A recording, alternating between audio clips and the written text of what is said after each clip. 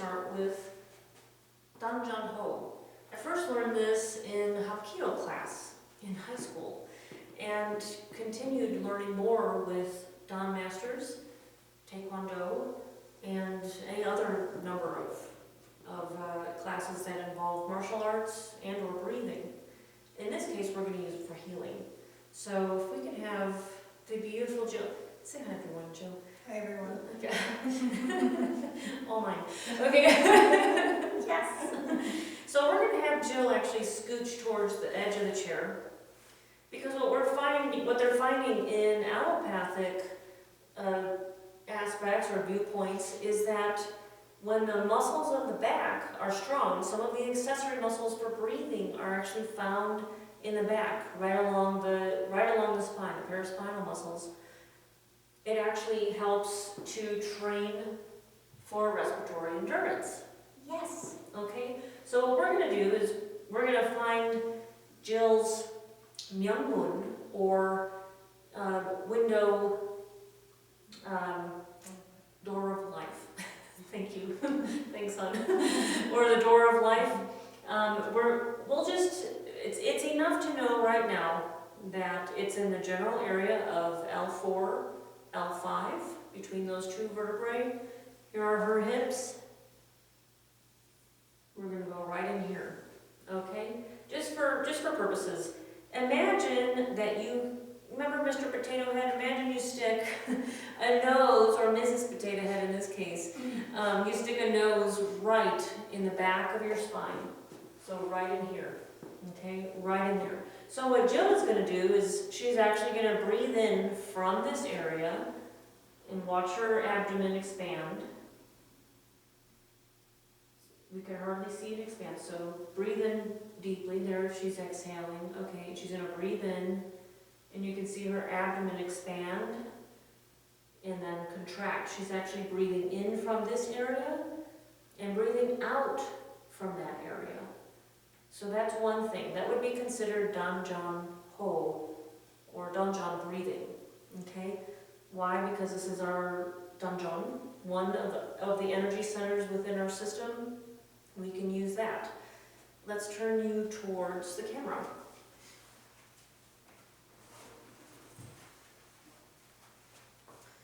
Okay, we can also do chest breathing from this position, but it's not optimal. It's better to do chest breathing while you're laying down. So in this case, what Jill will do is she'll focus. We're going to have her hands palm up, and she'll focus on her chest. So breathe in, fill your lungs from the bottom of the lungs all the way to the top, and then breathe out. Down your arms, out the tips of your fingers. And I can actually feel tingling coming from the tips of her fingers. This is another way that we're getting all of the 5 elements or 5 phases to kind of do what we need to do and get involved with this respiration. Notice that she's breathing out with some sort of force. She's also focusing. She's focusing her mind so that she can breathe, she can fill her lungs completely, and then she's breathing out down her arms, out the tips of her fingers. This is one of the things that has proven to be most beneficial for myself, and I think it's helped you as well, with decreasing the amount of pain that's within the body. And we already talked about reasons why. Okay, so that's 2. The third thing we talked about is isolated skin or organ breathing. So she did chest breathing. You didn't know this was coming, did you? Do you know what this is? Yeah. So with something like that, we might have Jill, and if you can just take a peek at her hands, they're getting red. One of the things from making ATP is that we get the production with the energy. More than half the energy that's made from creating ATP or synthesizing ATP, more than half the energy is made goes to heat, which is interesting. We also have carbon dioxide and water as waste products, which is also interesting because when you look at the food We need hydrolysis to break things down, to break fat down, which could turn into prostaglandins depending on the type of fat that you choose to eat. If it's a six carbon, or if it's a 6-chain fatty acid, you're more likely to cause inflammation than if you're eating 3 chains of fatty acids. So it's kind of a omega-3s versus omega-6s. That would be the translation.